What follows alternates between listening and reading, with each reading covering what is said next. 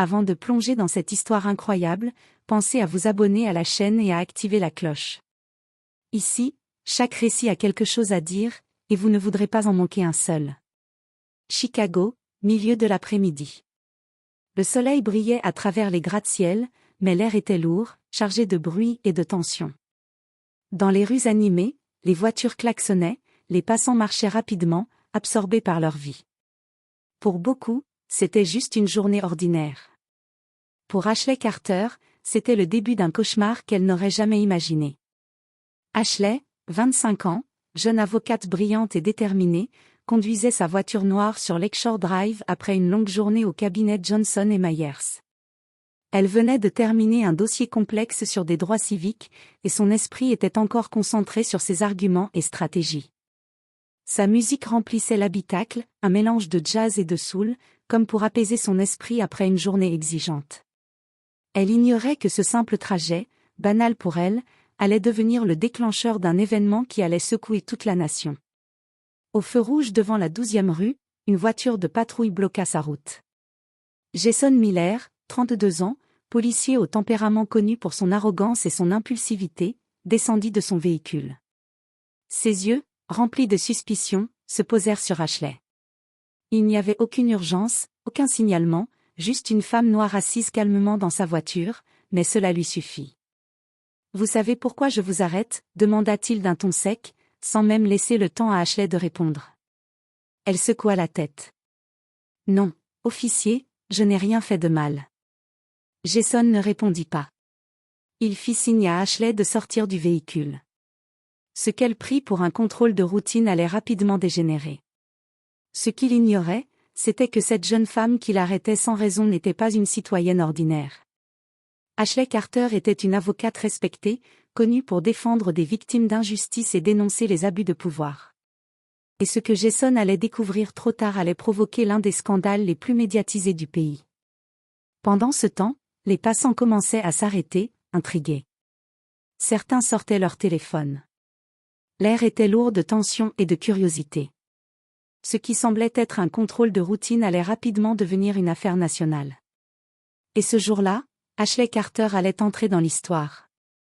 Ashley Carter avançait prudemment sur Lakeshore Drive, ses mains serrées sur le volant, l'esprit encore plongé dans les détails d'une affaire complexe de droit civique qu'elle venait de défendre au cabinet Johnson & Myers.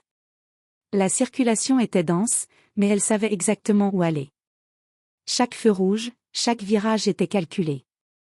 Soudain, une voiture de patrouille surgit derrière elle, sirène muette mais lumière bleue clignotante.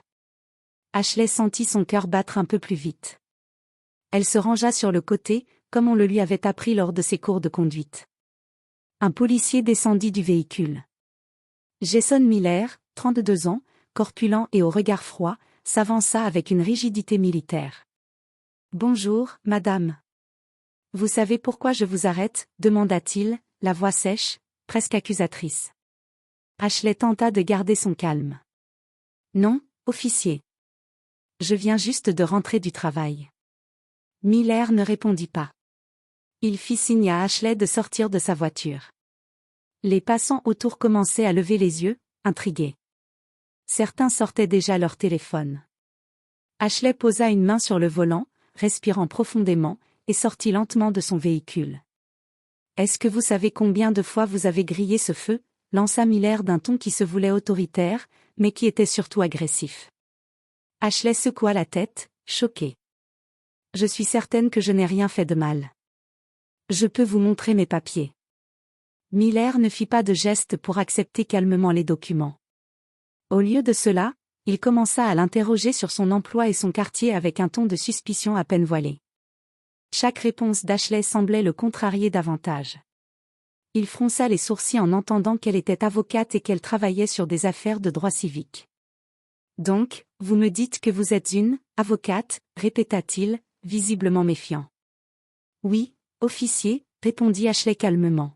« Et je vous assure que je n'ai enfreint aucune loi aujourd'hui. » Mais Miller ne semblait pas convaincu. Il commença à insister pour qu'elle se mette contre le mur, puis, de manière inattendue, la menotta sous le regard des passants stupéfaits. Une vague de murmures parcourut la rue. Plusieurs témoins commencèrent à filmer la scène.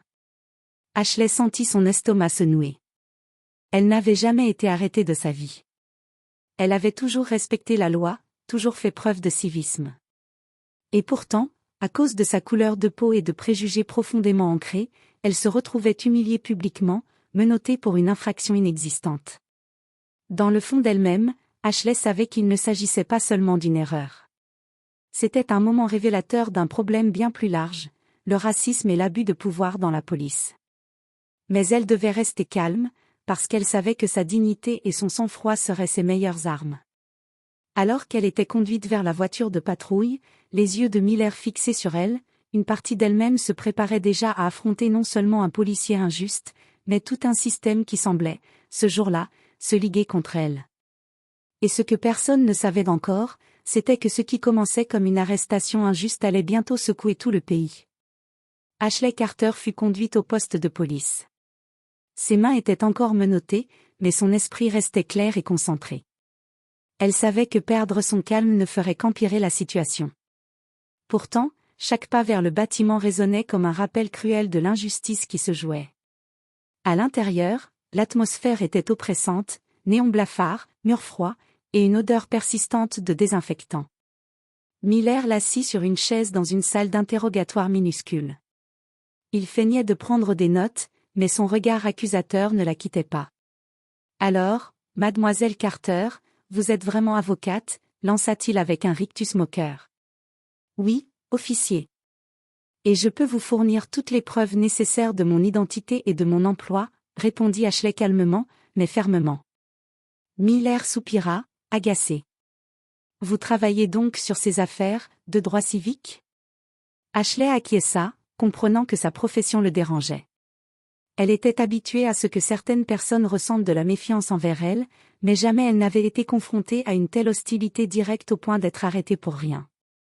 Pendant ce temps, Jasmine Thompson, une amie d'Ashley et collègue avocate, qui avait vu la scène depuis le café d'en face, filmait tout sur son téléphone. Elle savait que cette vidéo pouvait être cruciale. Personne ne croira que c'est juste une arrestation arbitraire, murmura-t-elle. À mesure que le temps passait, Ashley réalisait que Miller ne voulait pas seulement vérifier ses papiers, il cherchait à humilier, à exercer un pouvoir. Il posa des questions intrusives sur sa famille, son lieu de résidence et même ses amis. Chaque réponse qu'elle donnait semblait attiser sa suspicion. Finalement, un collègue de Miller entra dans la salle, surpris par la situation. « Miller, elle est avocate. Je crois que tu devrais… » Mais Miller l'interrompit. « Je gère ça, » dit-il froidement, refusant d'admettre la moindre erreur. Ashley, consciente que l'humiliation n'était pas uniquement personnelle mais systémique, garda son calme. Elle savait que sa dignité et son sang-froid seraient ses meilleures armes. Elle ne cria pas, ne pleura pas.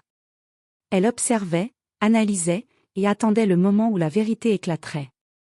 Et ce moment allait arriver, plutôt que Miller ne l'imaginait. Assise dans la petite salle d'interrogatoire, Ashley sentait le poids des minutes s'allonger comme des heures. Les menottes lui brûlaient légèrement les poignets, mais ce n'était rien comparé à l'humiliation et à l'incompréhension qui l'assaillait. Elle se répétait intérieurement, « Reste calme, Ashley. » Chaque mot compte. Jason Miller, de son côté, semblait de plus en plus irrité par le calme imperturbable d'Ashley. Ses mains tambourinaient nerveusement sur la table. « Je ne comprends pas pourquoi vous ne coopérez pas comme les autres. » grogna-t-il, visiblement frustré. Ashley le regarda avec fermeté. « Officier, je coopère. Je vous ai montré mes papiers. Vous avez toutes les informations sur moi. Je n'ai commis aucune infraction. » Miller se leva brusquement, faisant trembler la chaise. « Vous pensez pouvoir me dire ce que je dois faire ? Parce que vous êtes… » Il s'arrêta, réalisant qu'il venait de prononcer à haute voix la raison inconsciente de sa suspicion, sa couleur de peau. Pendant ce temps, dehors, Jasmine Thompson ne pouvait rester silencieuse. Elle savait que chaque seconde comptait. La vidéo qu'elle avait enregistrée montrait Ashley menottée, impassible, tandis que Miller la questionnait de manière agressive et irrationnelle. Elle l'envoya immédiatement à plusieurs contacts influents et sur les réseaux sociaux, accompagné d'un simple message: « Ce qu'il fait à Ashley Carter est totalement injuste. Partagez si vous voulez voir la vérité. » À l'intérieur du poste, Miller ne s'aperçut pas immédiatement que ses actions étaient désormais documentées et vouées à être diffusées. Sa fierté et son obstination l'aveuglaient. Mais une chose commençait à lui échapper, l'injustice flagrante de son arrestation était en train de sortir de la salle d'interrogatoire pour devenir publique. Ashley, elle, observait tout calmement. Chaque mouvement, chaque mot, chaque silence de Miller alimentait sa détermination. Elle savait que cette situation n'était pas seulement un affront personnel. Elle représentait le racisme systémique, cette injustice que tant de citoyens noirs subissaient quotidiennement. Et si elle gardait son calme, elle pourrait transformer ce moment de honte en un catalyseur de changement. Quelques passants, intrigués par le va-et-vient à l'extérieur du poste, commençaient à filmer eux aussi. Le bouche à oreille se propageait, une avocate noire arrêtée sans raison. Les réseaux sociaux allaient très bientôt s'en emparer. Et ce que Miller ignorait, c'était que la vérité allait éclater plus tôt qu'il ne le pensait. Les regards du monde entier allaient bientôt se tourner vers Ashley Carter. Au poste de police, alors qu'Ashley restait calme et digne, le supérieur de Jason Miller, le capitaine Robert, fut informé de la situation. Il connaissait la réputation de Miller pour son impulsivité et son arrogance, mais il ne s'attendait pas à ce qui allait suivre. Elle demanda le dossier d'Ashley Carter. Dès les premières pages, il comprit l'ampleur de l'erreur. Ashley n'était pas une citoyenne ordinaire. Elle était une avocate respectée, spécialisée dans les droits civiques, avec plusieurs affaires médiatisées à son actif, notamment des plaintes contre des abus policiers. Le choc fut immédiat. Comment Miller avait-il pu arrêter une citoyenne modèle, sans aucune preuve d'infraction, simplement basée sur son apparence et ses préjugés? Elle sentit une colère sourde monter en lui, mêlée à une urgence pressante, réparer cette injustice avant qu'elle ne devienne incontrôlable. Il entra dans la salle d'interrogatoire, son visage sévère, mais maîtrisé. Miller, commença-t-il d'un ton calme mais ferme. Vous savez qui est cette personne? Miller, surpris, balbutia, une avocate, je crois. Elle secoua la tête, incrédule. Vous ne croyez pas? Vous avez arrêté quelqu'un de reconnu nationalement pour son travail sur la justice et les droits civiques, pour rien. Pendant ce temps, Ashley, assise, sentit un frisson d'espoir. Enfin, quelqu'un réalisait l'ampleur de l'injustice. Elle garda son calme, consciente que ses mots, plus que ses émotions, seraient déterminants pour la suite. Dehors, la vidéo filmée par Jasmine avait déjà commencé à circuler sur les réseaux sociaux. En quelques minutes, des centaines de partages et commentaires indignés apparaissaient, une avocate noire arrêtée sans raison.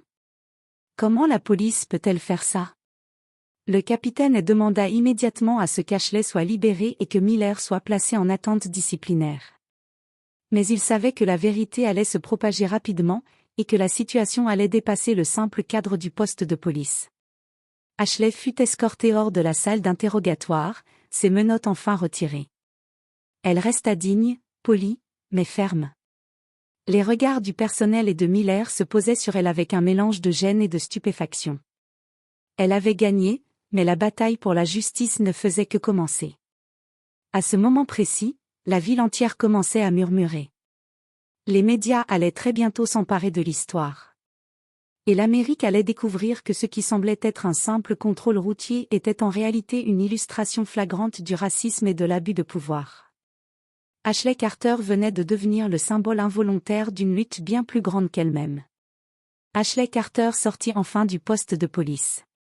La lumière du soleil lui sembla presque agressive après l'atmosphère oppressante de l'interrogatoire. Ses poignets étaient marqués par les menottes, mais son regard restait droit, ferme, et rempli de détermination. Dehors, une petite foule s'était rassemblée. Des passants avaient filmé la scène et certains murmuraient déjà leur indignation. Jasmine Thompson était là, tenant son téléphone en main, enregistrant chaque instant.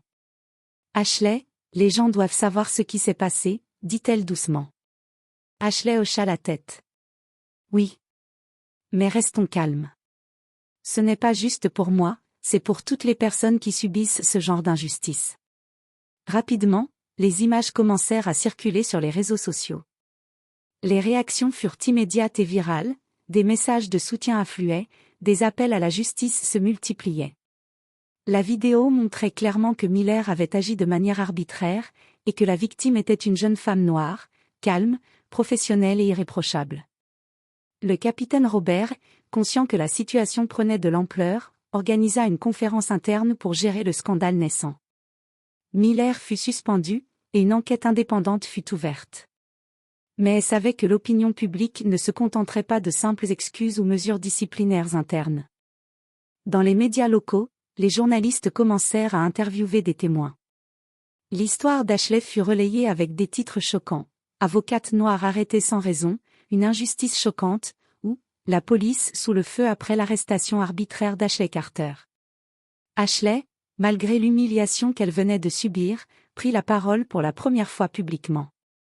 Je suis sortie indemne physiquement, mais beaucoup souffrent quotidiennement de la discrimination et des abus de pouvoir. Je veux que cette situation serve à éveiller les consciences et à montrer qu'il est temps de changer. Ces mots, calmes mais puissants, eurent un impact immédiat. Des groupes de défense des droits civiques commencèrent à organiser des rassemblements pacifiques pour soutenir Ashley et dénoncer les abus policiers. Les réseaux sociaux étaient inondés de messages de solidarité, et le hashtag Justice for Ashley commençait à monter en tendance nationale. Pour Ashley, ce n'était plus seulement une question personnelle.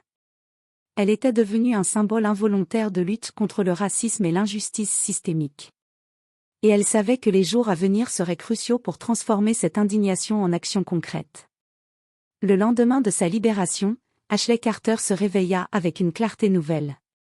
L'humiliation qu'elle avait subie ne la définissait pas, elle savait que ce moment pouvait devenir un moteur de changement. Avec l'aide de son mentor, Michael Johnson, un avocat respecté pour ses combats contre les abus de pouvoir, Ashley prit une décision importante. Elle allait porter plainte officiellement contre Jason Miller et le département de police. La nouvelle se répandit rapidement. Les médias locaux, puis nationaux, relayèrent l'information. Une avocate noire, arrêtée arbitrairement par un policier raciste, engageait désormais des poursuites. Des journalistes commencèrent à affluer au cabinet de Michael Johnson pour obtenir des commentaires et filmer des interviews. Dehors, dans les rues de Chicago, la mobilisation commençait également. Des groupes communautaires, des associations de défense des droits civiques et des citoyens indignés organisèrent des rassemblements pacifiques pour soutenir Ashley.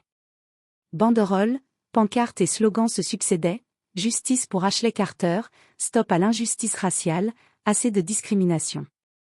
Ashley, toujours calme mais déterminée, prit la parole lors d'un rassemblement organisé par son association. Ce qui m'est arrivé aujourd'hui pourrait arriver à n'importe qui. Mais si nous restons unis, si nous ne restons pas silencieux face à l'injustice, nous pouvons changer les choses. Ce n'est pas seulement ma bataille, c'est la bataille de tous ceux qui veulent un système juste et équitable. La vidéo enregistrée par Jasmine Thompson et les témoignages des passants devinrent viraux. Les réseaux sociaux s'embrasèrent. Des célébrités, des influenceurs et des leaders d'opinion prirent publiquement la défense d'Ashley. Le hashtag Justice for Ashley atteignit des millions de vues en quelques heures. Au département de police, la pression monta rapidement. Le capitaine Robert savait que l'affaire dépassait largement le cadre local. Miller fut officiellement suspendu, et l'enquête indépendante gagna en priorité nationale. Les hauts responsables du département se rendirent compte que chaque geste, chaque déclaration devait être mesurée, le pays entier regardait désormais Chicago. Pour Ashley, chaque interview, chaque manifestation, chaque message de soutien renforçait sa conviction. Elle n'était pas seule. Et malgré l'humiliation initiale, elle savait que son calme et sa dignité avaient transformé un moment de douleur en une opportunité de justice et de changement social. La mobilisation ne faisait que commencer. Les regards du monde entier étaient désormais tournés vers elle, et l'Amérique allait découvrir qu'une seule voix courageuse pouvait réveiller une conscience collective. Quelques jours après la libération d'Ashley Carter, la pression publique força le département de police de Chicago à agir plus sérieusement. Une enquête indépendante fut ouverte, dirigée par le procureur général adjoint et un comité de citoyens impartiaux. L'affaire, qui avait commencé comme un contrôle routier banal, avait pris une dimension nationale. Jason Miller, suspendu de ses fonctions, fut interrogé par le comité. Son arrogance initiale avait laissé place à une nervosité visible. Les preuves accumulées étaient accablantes, témoignages des passants, vidéo de Jasmine Thompson, et déclaration officielle d'Ashley. Chaque mot qu'il prononçait semblait le piéger un peu plus. De leur côté, les médias nationaux s'emparèrent de l'histoire. Des chaînes comme CNN et NBC diffusaient en boucle la vidéo de l'arrestation. Les titres étaient sans équivoque: avocate noire arrêtée arbitrairement, le scandale de Chicago, la police sous enquête après un abus de pouvoir. L'opinion publique se divisait, mais la majorité exprimait une indignation massive. Ashley, elle, continuait son travail avec dignité. Elle donnait des interviews réfléchies, expliquant que cette affaire représentait un problème systémique plus large. « Ce n'est pas seulement moi », déclarait-elle. « C'est chaque personne qui subit la discrimination et l'abus de pouvoir quotidiennement. Nous devons changer le système. » Les manifestations pacifiques se multipliaient dans la ville. Des centaines de citoyens se rassemblaient devant le poste de police, scandant des slogans et tenant des pancartes: « Justice maintenant, assez de discrimination ». Les leaders communautaires soulignaient l'importance de rester pacifiques, afin de montrer que la justice pouvait être poursuivie avec intégrité et calme, à l'image d'Ashley. Pendant ce temps, le capitaine Robert suivait l'affaire de près. Il savait que chaque détail comptait, et que la réputation du département était en jeu. Miller, confronté à la réalité de ses actions, commençait à comprendre que ses préjugés et son impulsivité avaient déclenché un véritable scandale national. À travers tout cela, Ashley se tenait droite et calme. Son courage et sa dignité inspiraient non seulement sa communauté, mais aussi des milliers d'Américains qui regardaient cette affaire se dérouler à travers les écrans de télévision et les réseaux sociaux. Elle avait transformé un moment de honte en un symbole de résilience et de lutte pour la justice. L'enquête ne faisait que commencer, mais un message était clair pour tout le pays: l'injustice ne passerait pas inaperçue. Ashley Carter était devenue une voix incontournable, et son courage allait bientôt provoquer des répercussions encore plus larges. L'affaire d'Ashley Carter avait maintenant dépassé les frontières de Chicago. Les médias nationaux suivaient chaque développement, et les réseaux sociaux amplifiaient chaque détail de l'histoire. Jason Miller, autrefois sûr de lui, se retrouvait confronté à la réalité de ses actes. Son comportement impulsif et raciste ne resterait pas impuni. Ashley, accompagnée de son mentor Michael Johnson et d'une équipe d'avocats spécialisés en droit civique, décida de passer à l'étape suivante: déposer officiellement une plainte contre Miller et le département de police pour abus de pouvoir et discrimination raciale. Chaque document rempli, chaque témoignage rassemblé était une preuve que l'injustice ne pouvait plus être ignorée.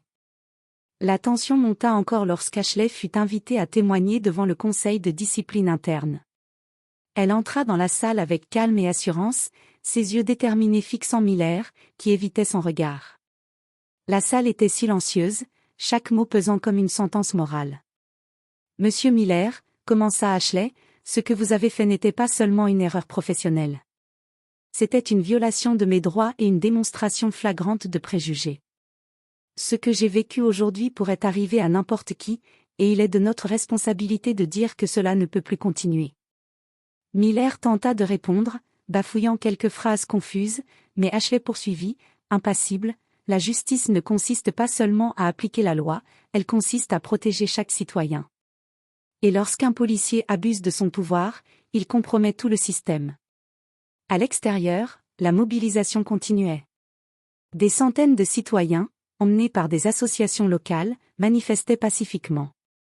Des journalistes interviewaient les passants, retransmettant leurs témoignages et leur indignation à des millions de spectateurs à travers le pays. Les mots d'Ashley avaient résonné dans les cœurs: ce n'était pas juste une affaire personnelle, c'était un symbole de lutte pour tous. Quelques jours plus tard, la décision du conseil de discipline tomba. Miller était suspendu avec effet immédiat, et une enquête criminelle était envisagée. C'était un signal fort pour le département et pour le pays entier: l'injustice et la discrimination ne pouvaient plus passer sous silence. Ashley, bien que marquée par l'expérience, garda sa dignité intacte. Elle avait transformé l'humiliation en une leçon de courage et de justice. Son témoignage, sa patience et sa résilience devinrent un exemple pour tous ceux qui luttaient contre les abus de pouvoir et l'injustice raciale. Et dans l'opinion publique nationale, le message était clair: la voix d'une personne déterminée pouvait changer la perception du système et inspirer un mouvement de justice collective. Jason Miller n'avait jamais imaginé que son impulsivité et ses préjugés conduiraient à un tel chaos. La suspension initiale n'était que le début. Les enquêteurs de l'État et le comité indépendant recueillaient maintenant des témoignages et des preuves supplémentaires, révélant un schéma d'abus contre des citoyens noirs au fil des années. Chaque jour, de nouvelles vidéos et témoignages apparaissaient, montrant que l'arrestation d'Ashley Carter n'était pas un incident isolé. Les médias nationaux relayaient chaque développement, CNN, NBC, Fox News, l'histoire faisait les gros titres. Les experts en droit civique débattaient sur l'ampleur du problème et sur la nécessité de réformes policières immédiates. Pour Ashley, chaque couverture médiatique était à la fois un rappel de l'humiliation qu'elle avait subie et une preuve que sa dignité et son calme avaient créé un impact réel. Elle continua à témoigner avec courage, expliquant que ce qui lui était arrivé représentait une injustice systémique plus large. « Ce n'est pas seulement moi », répétait-elle à chaque interview, c'est chaque personne confrontée à la discrimination et aux abus de pouvoir. Miller, confronté à la gravité de ses actes, se retrouva isolé. Ses collègues, autrefois silencieux ou complices, évitaient désormais de le soutenir publiquement. Son nom était associé à des accusations de racisme et d'abus de pouvoir, et les réseaux sociaux ne lui laissaient aucun répit. Le hashtag Justice for Ashley continuait de circuler, galvanisant le public et attirant l'attention des législateurs et des activistes. À Chicago, les manifestations pacifiques se transformèrent en un mouvement structuré. Des leaders communautaires, des avocats et des citoyens organisaient des forums, des discussions publiques et des marches pour demander des réformes concrètes dans la police. Ashley devint un symbole de courage et d'intégrité, mais elle restait humble, consciente que le véritable objectif était le changement systémique, pas la célébrité personnelle. Lorsque le procès disciplinaire de Miller commença, il était clair que la pression publique et la documentation irréfutable des faits jouaient contre lui. Chaque témoignage d'Ashley, chaque vidéo partagée, chaque déclaration d'experts renforçait l'accusation. La société entière suivait attentivement, comprenant que ce procès allait déterminer l'orientation de la justice face aux abus policiers. Pour la première fois depuis l'arrestation, Ashley sentit un véritable tournant. La vérité avait éclaté, le monde entier voyait maintenant ce que Miller avait essayé de cacher. Et dans cette révélation collective, une leçon se dessinait, la dignité, le courage et la persévérance pouvaient triompher face à l'injustice, même lorsqu'elle semblait insurmontable. L'affaire Ashley Carter avait maintenant dépassé Chicago et captivé l'ensemble des États-Unis. Les journaux, les chaînes de télévision et les réseaux sociaux retransmettaient chaque détail, chaque témoignage et chaque réaction avec une intensité rare.